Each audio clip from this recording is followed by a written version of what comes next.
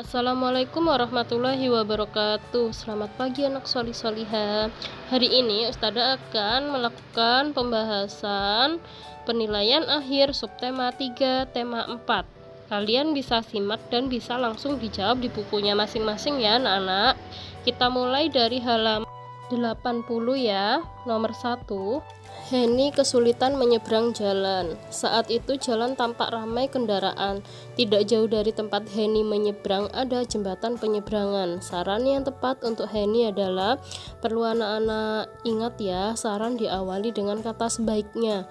Untuk A, B, C, D itu semuanya sebaiknya, tapi kita harus memilih jawaban yang paling tepat, yaitu yang B, sebaiknya Henny menyeberang melalui jembatan penyeberang. Nomor 2. Air selokan depan rumah Tio meluap. Air dalam selokan meluap karena tersumbat sampah. Tio dan ayah segera mengeruk sampah dalam selokan.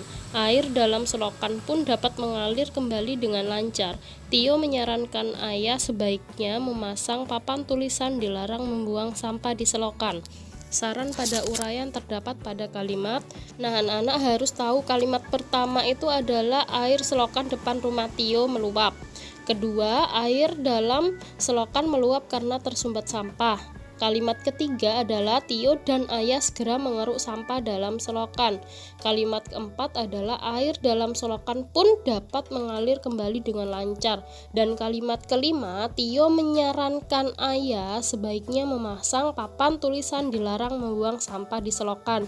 Berarti kalimat saran ada di kalimat kelima karena kalimat kelima itu terdapat kata sebaiknya. Nomor 3, penyelesaian masalah pada uraian tersebut adalah yang B. Mengeruk sampah dalam selokan. Itu merupakan penyelesaian masalah pada permasalahan tersebut ya anak-anak. Itu ada di kalimat ketiga. Nomor 4, bacalah uraian berikut. Kucing piaraan Tio ketahuan mencuri ikan milik tetangga. Tetangga pun resah karena ikan miliknya sering hilang. Namun tetangga tidak bersikap kasar kepada kucing piaraan Tio. Penyelesaian masalah untuk Tio berdasarkan uraian tersebut adalah yang A. Tio meminta maaf kepada tetangga dan membuatkan kandang untuk kucing. Ini adalah penyelesaian yang paling tepat ya anak-anak, jadi jawabannya yang A. Nomor 5, bacalah percakapan berikut. Adi, aduh, bola yang aku tendang mengenai kaca jendela rumah Pak Udin. Fahri, segeralah meminta maaf kepada Pak Udin. Adi, mari aku akan menemanimu untuk bertemu Paman Udin. Adi, baik ayah Fahri. Penyelesaian masalah berdasarkan percakapan tersebut adalah yang paling tepat adalah yang A, segera meminta maaf kepada Paman Udin. Kita lanjut ke Romawi yang B. Nomor 1, Risa berpapasan dengan Farhan saat di jalan. Risa sebaiknya Farhan dengan ramah, menyapa. Jadi kalau kita bertemu dengan orang yang kita kenal, sebaiknya kita menyapa ya anak-anak. Nomor 2, Gilang bermain balok mainan di rumah tetangganya. Selesai bermain, sebaiknya Gilang balok mainan yang telah dimainkan. Sebaiknya adalah merapikan atau mengembalikan balok mainan yang telah dimainkan. Kita lanjut ya ke nomor 3 anak-anak. Kak Hilda, Bu, kancing seragamku terlepas. Di mana jarum dan benang yang bisa aku gunakan untuk menjahit, Bu? Ibu, ambillah jarum dan benang di kotak itu, Kak. Sebaiknya kamu berhati-hati menggunakan jarum saat menjahit. Kak Hilda, ya, Bu. Nomor 3, saran pada percakapan yang diucapkan oleh ibu ya anak-anak, karena itu di percakapannya ibu ada kata-kata sebaiknya kamu berhati-hati. Lanjut ke nomor 4, Kak Hilda menyelesaikan masalah kancing seragam yang terlepas dengan menjahit kancing menggunakan jarum dan benang. Nomor 5, kucing piaraan Farah berkeliaran di jalan. Kucing piaraan Farah mengganggu pengguna jalan. Farah segera membawa kucing piaraannya masuk ke dalam rumah. Jadi jawabannya membawa ya. Selanjutnya kita akan membahas materi tentang matematika ya anak-anak. Nomor 1, pasangan bilangan berikut yang hasil kalinya 152, yaitu bisa kalian coba ya anak-anak satu-satu ya. Nah, ini ketemu yang B jawabannya ya, karena 8 dikali 19 itu hasilnya 152. Nomor 2, titik-titik dikali titik-titik sama dengan 288. Berarti ini kalian harus mencari pasangan dengan cara mengkalikan. Nah, anak-anak bisa juga kalian ketahui dengan cara seperti ini ya. Jadi semuanya kalian kalikan ya, seperti contoh. Nah, ini nggak usah semua anak-anak yang dikalikan. Jadi 12 kali 5 cukup kalian kalikan saja yang angka belakangnya. 2 kali 5 sama dengan 10, 5 kali 5 sama dengan 25, 6 kali 8 sama dengan 48, 8 kali 0 sama dengan 0. Nah, kalian cari mana yang kira-kira belakangnya 8. Yang belakangnya 8 kan 6 kali 8, berarti jawabannya yang C, anak-anak. Jadi cara cepatnya itu kalikan saja, karena 288 itu angka yang paling belakang adalah angka 8. Jadi kalian cari yang angka-angka tersebut yang belakangnya 8, seperti itu. Ini juga berlaku pada nomor 3, 4, dan seterusnya anak-anak. Kita coba lagi ya, nomor 3. Nomor 3, kita mencari pasangan bilangan yang hasil kalinya 4, 6, 4. Yaitu, kita coba anak-anak, kita harus cari yang belakangnya 4. Nah, ini hasilnya adalah 464 ya anak-anak. Jadi kita harus cari yang belakangnya 4. Karena 464 belakangnya 4, jadinya kita cari yang belakangnya 4. Dari yang Ustadzah lingkari itu yang belakangnya 4 adalah perkalian 16 kali 29. Jadi jawabannya yang B. Lanjut nomor 4, pasangan bilangan yang hasil kalinya 638. Berarti kita cari perkalian yang belakangnya 8 ya anak-anak. Jadi seperti ini ya, kita lihat ya, yang di dalam lingkaran biru yang belakangnya angka 8 adalah yang 22 dikali 29, sedangkan yang kita cari adalah 638. Jadi jawabannya yang C ya, belakangnya sama-sama 8. Itu cara cepatnya untuk anak-anak menjawab. Jawabannya yang C, nomor 4. Kita lanjut ke nomor 5 ya anak-anak. Nah, nomor 5 ini kita hitung ya anak-anak. Nomor A itu hasilnya 840, B 480, C 650, D 840. Jadi pasangan yang sama adalah yang A dan D. Berarti jawabannya yang B anak-anak. Nanti cara menghitungnya bisa kalian sertakan di ijiran kalian ya. Kita lanjut ke nomor 1, pasangan bilangan yang hasil kalinya 153 adalah. Untuk cara yang ini kalian harus mencoba semuanya ya anak-anak, seperti yang Ustadzah contohkan. Jadi langsung ketemu semua jawabannya nomor 1 dan 2. Caranya bisa kalian tulis di ijiran kalian ya. Kita lanjut ke nomor 3, 4, dan 5. Jadi harus dihitung semua ini anak-anak, A, B, C, D harus dihitung semua dan ketemu nomor 3, 4, 5. A itu hasilnya 616, B 616, C 594, D 714. Jadi tinggal masukkan dan Ustadzah harapkan anak-anak bisa menghitung di rumah ya. Jadi bisa langsung ditentukan jawabannya ya. Nomor 3 itu jawabannya C, nomor 4 A dan B, nomor 5 D. Jadi seperti ini anak-anak ya.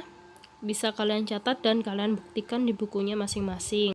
Lanjut ke PPKN ya. 1. Contoh hak anak sebagai anggota keluarga adalah, ingat ya anak-anak, hak itu sesuatu yang kita dapatkan. Jadi yang jawabannya yang betul adalah yang C, mendapat perlakuan yang adil. Jadi anak itu berhak mendapat perlakuan yang adil antara kakak, adik ya. Nomor 2, kewajiban yang harus dilakukan setelah bermain. Merapikan mainan setelah digunakan, yang C ya anak-anak. Nomor 3, contoh kewajiban terkait kebersihan lingkungan. Lingkungan ya anak-anak ya. Menyapu jalan di sekitar rumah itu termasuk kebersihan tentang lingkungan. Jadi yang betul adalah B. Kalau yang mencuci pakaian kotor, mandi dan keramas secara rutin, serta mencuci tangan setelah bermain itu adalah kebersihan diri sendiri ya. Nomor 4, Akila memelihara ayam agar ayam tidak mengganggu tetangga. Akila sebaiknya C, menyediakan kandang. Dan jangan lupa ya anak-anak, dalam menyediakan kandang anak-anak juga harus rajin membersihkan kandangnya agar hewan piaraan kalian tetap nyaman. Nomor 5, contoh hak dalam bertetangga. Hak adalah yang kita dapatkan, yaitu mendapat perlakuan baik dari tetangga, yang A. Nomor 1 yang B, menghormati orang tua adalah kewajiban anak ya sebagai anggota keluarga. Nomor 2, membersihkan selokan termasuk kewajiban terkait kebersihan lingkungan. Nomor 3, Rina selesai makan makanan ringan. Rina membuang bungkus makanan ringan di tempat sampah. Nomor 4, Jojo memberi makan kelinci piaraannya secara rutin. Jojo telah melaksanakan kewajiban terkait hewan piaraannya. Nomor 5, saat berjumpa dengan tetangga, kita sebaiknya menyapa dengan ramah ya anak-anak. Itu merupakan kewajiban kita sesama tetangga ya. Kita lanjut ke mapel SBDP. Nomor 1, jenis karya pada gambar adalah karya dekoratif ya anak-anak. Nomor 2, macam-macam unsur garis yang terdapat pada karya yaitu yang B, lengkung, lurus, dan zigzag. Bisa kalian lihat dan perhatikan gambar rumahnya ya anak-anak. Kemudian nomor 3, macam-macam unsur bidang yang terdapat pada karya yaitu yang A, segi 4, segitiga, dan lingkaran. Nomor 4, nama alat sesuai langkah pada gambar adalah pensil warna. Bisa kalian lihat ya anak-anak. Nomor 5, kegunaan alat sesuai langkah pada gambar adalah untuk mewarnai ya pensil warna itu. Nomor 1 yang B, gambar yang dibuat dengan teknik menghias disebut gambar dekoratif. Ini sudah pernah dan sering Ustazah bahas ya anak-anak. Nomor 2, rancangan karya dibuat menggunakan alat berupa pensil dan penghapus. Kegunaan pensil adalah membuat rancangan dan penghapus untuk menghapus. Nomor 3, Eka membuat rancangan karya. Eka menentukan judul karya, alat, media, dan gambar dasar. Nomor 4, Ida membuat gambar dan teknik menghias. Ida menggunakan penghapus untuk menghapus gambar yang tidak digunakan. Nomor 5, Cika akan membuat gambar dengan teknik menghias. Sebelumnya, Cika telah membuat rancangan, kemudian Cika menyiapkan alat dan bahan. Media, jadi alatnya berupa penghapus, pensil, dan krayon, sedangkan bahannya berupa kertas gambar. Kita lanjut ke materi PJOK ya anak-anak. Nomor 1, makanan pada gambar termasuk makanan yang bergizi, yang D ya. Karena tahu, telur, dan tempe mengandung protein. Kalau tahu dan tempe protein nabati, kalau telur protein hewani. Nomor 2, Rani senang makan buah-buahan seperti jeruk, apel, mangga, dan jambu. Buah-buahan merupakan makanan bergizi yang mengandung C, vitamin. Nomor 3, perhatikan uraian berikut. 1 permen, 2 wortel, 3 nasi, 4 coklat. Makanan bergizi ditunjukkan pada angka wortel dan nasi ya anak-anak, berarti 2 dan 3. Jawabannya yang C, nomor 3. Nomor 4, Nana membeli sayuran di warung untuk dimasak. Nana memilih sayuran yang sehat dan bergizi. Manfaat yang diperoleh Nana adalah yang A, tubuh menjadi sehat. Nomor 5, Lina akan membeli makanan bergizi. Cara Lina memilih makanan bergizi yang tepat adalah yang Do ya, memilih makanan yang mengandung protein dan karbohidrat karena itu adalah termasuk makanan yang bergizi anak-anak. Kita lanjut ke rom yang B, makanan bergizi pada gambar adalah buah-buahan. Nomor 2, manfaat memilih makanan pada gambar adalah menjaga pertumbuhan dan perkembangan tubuh ya. Jadi ini harus dijaga anak-anak dengan perbanyak makan makanan bergizi. Nomor 3, Ina makan nasi dan sayur untuk berat badan tetap ideal. Menjaga berat badan tetap ideal.